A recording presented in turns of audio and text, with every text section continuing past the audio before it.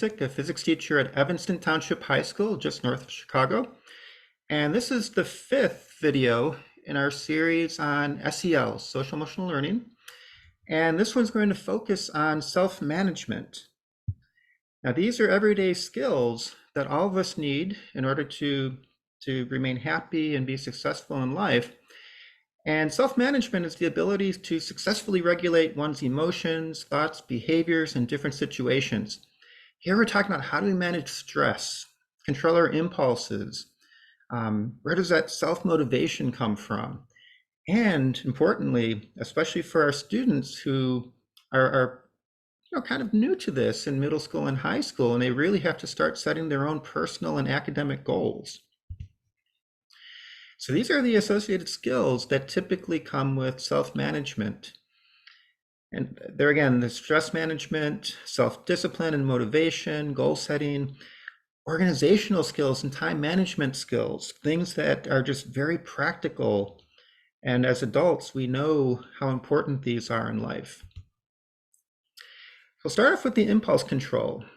So this is where we want our kids to think about how to handle their feelings when they're in a certain emotional state. This is where you want to try to prevent knee-jerk reactions. If one of us or if one of our students is provoked or annoyed with somebody, how do they control that to whether they act out more physically or violently or say something mean, or if they, step back, take a few seconds to think about it, think about the consequences, and do something different, be a little more kind or more under control.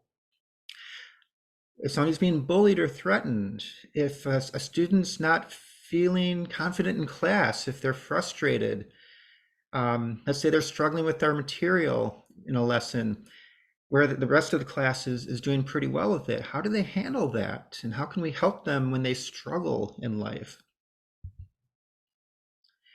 So this is where we want them to try to keep negative comments to themselves. We can help them be respectful when others are speaking.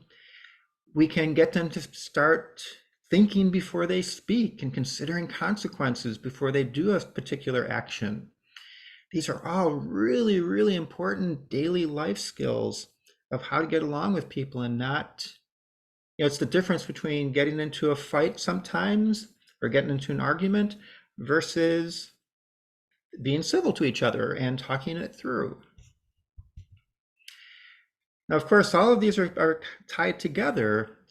Impulse control, is largely dealing with stress management. This is the ability to reduce or handle regular daily stressors to be able to positively function in life. And positive is kind of the key word here. And there's a wide spectrum of techniques and psychotherapies that people use to help reduce and manage stress. So these are all things that both adults and students need to focus on at times. The healthy diet, a lot of people, meditation has really grown in popularity, breathing techniques. These are some things that a lot of our colleagues do in their classes. Making sure that kids exercise regularly. Now in a class, especially if you have longer classes, if you have like a block schedule, are kids sitting too long? Do you actually allow them to get up and just walk or stretch for a few seconds? That's really important to help them concentrate. How do we help them avoid procrastination? And especially as kids are getting older, how do we help them not just set goals and expectations for themselves, but realistic goals and expectations? And I highlighted at the bottom, how do we help kids get to the point where they ask for help, where they don't feel embarrassed to ask for help? This is terribly important now when we know so many kids, record numbers of kids, are struggling emotionally and with things like anxiety and depression, sometimes even suicidal thoughts. How do we get them to ask for help to help them manage that huge amount of stress they feel?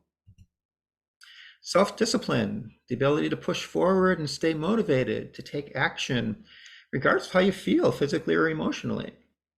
Okay, this is where, Can we help our kids stick with it, even if they're struggling, if they get something wrong? Rather than beat themselves up, how can we get them to positively take that experience and learn from it and move forward? Now, think about all the things that we expect and want students to do on a daily basis within our own classes. And remember, they're getting this in all of their classes.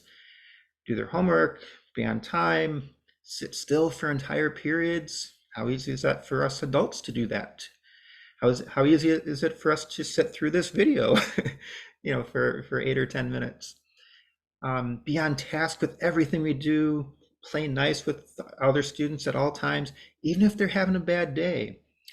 What if they're coming to our class after having an argument, if they're not in a good mood, if they didn't sleep well, if they're feeling sick, um, if students of color had a bad experience because of that, uh, if our LGBTQ kids are coming in and they're having a bad day and they're struggling with other students in class, how can they stick with it and do the things that we are hoping and want them and expect them to do?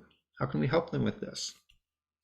Self-motivation, that internal drive, even when under stress and duress, how can we motivate ourselves to do something positive so we can achieve and learn and produce, keep developing and growing and keep moving forward?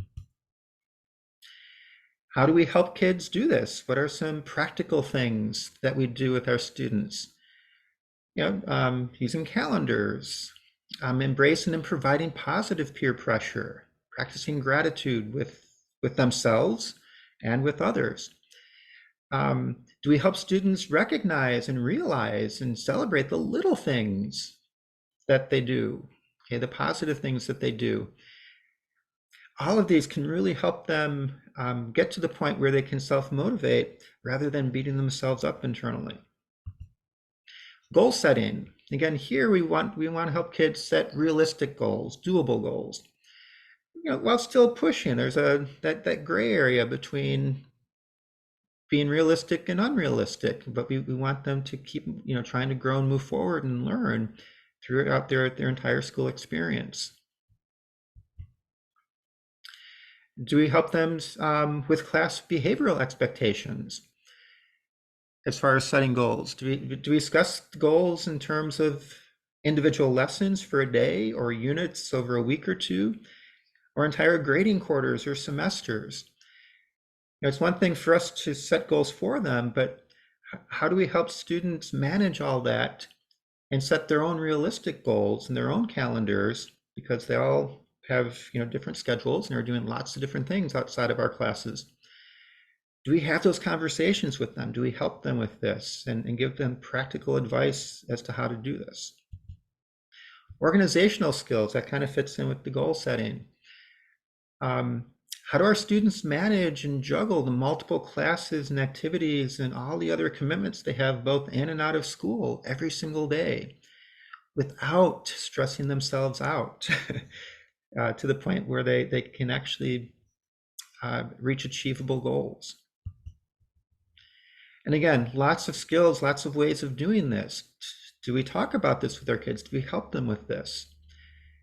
Do we do this to manage our own busy lives?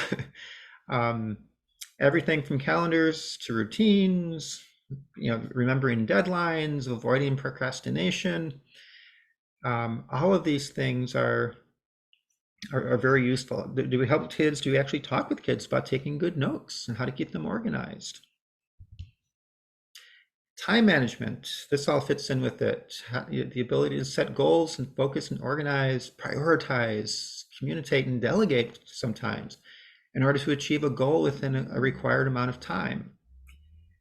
These things don't come naturally for most people. They need help. We need to learn these things. Are we doing this with our kids? And again, there's lots of different ways and different techniques that we can use to help them with this.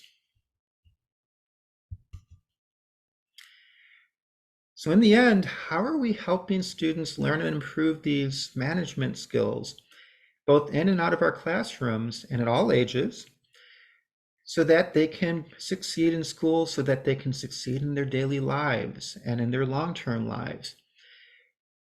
these are many of these skills that we just mentioned in this video are what a lot of us adults think makes up a good student.